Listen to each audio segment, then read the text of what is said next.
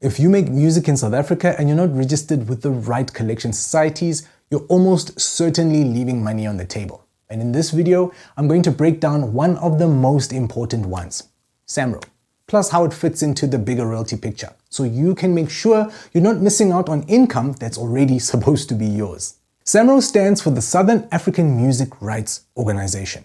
They're responsible for collecting and paying out performance royalties. So that's money you earn when your music is performed in public.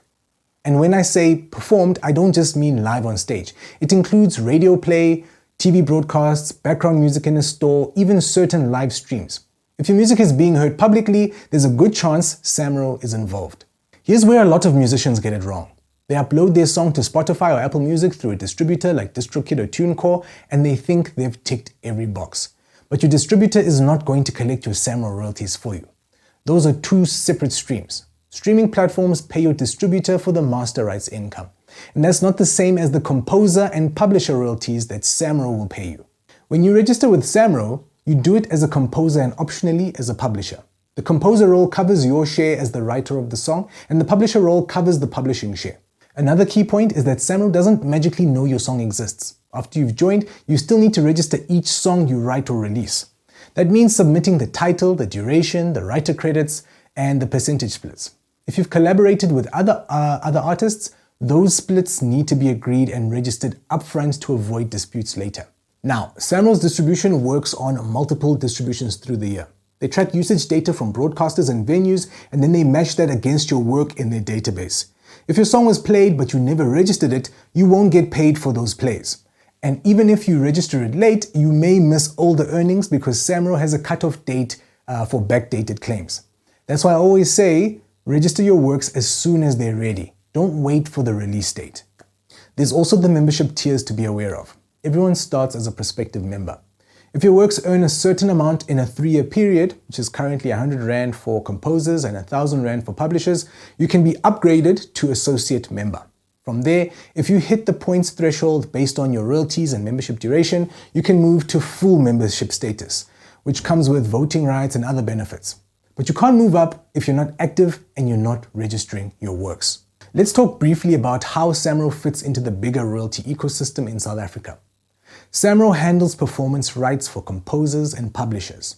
Capasso handles mechanical rights, money from reproductions of your music. So look at downloads and streams, and you need to register there separately.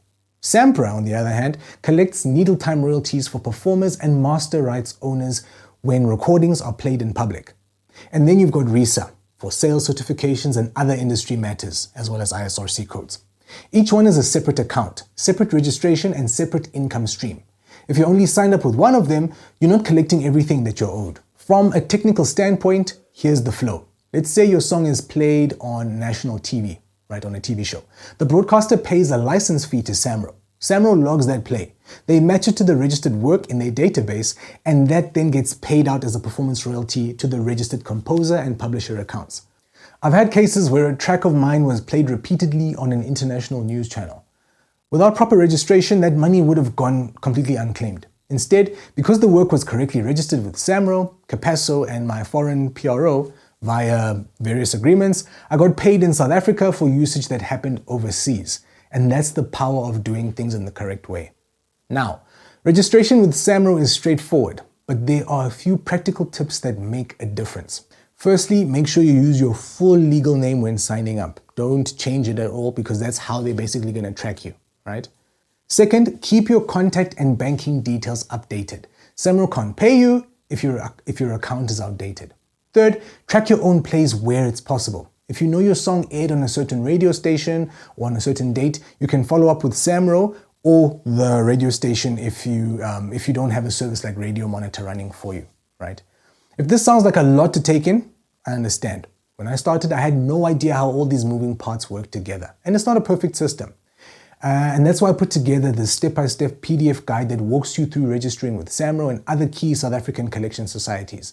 It covers what documents you need, how long each registration will take, and the follow-up steps to make sure your works are actually in the system and earning. You'll find that in my bio. It's a free download. The biggest mistake I see is musicians thinking that they'll, get to it at a later stage. Every month you wait is another month of potential royalties slipping through your fingers. Even if you're just starting out, get your accounts set up now. That way, the moment your music starts getting played, you're ready to collect from that moment. If you want to make sure you're not missing out on any money that you've already earned, grab the registration PDF guide as I explained earlier. The link is in my description or in the bio, depending on where you're watching this. It's the same process that I follow in my own business, and I repeat that process over and over again. And if I didn't have that, checklist to go through, I'd probably be lost. Remember, your talent creates the music, but your registrations make it a business.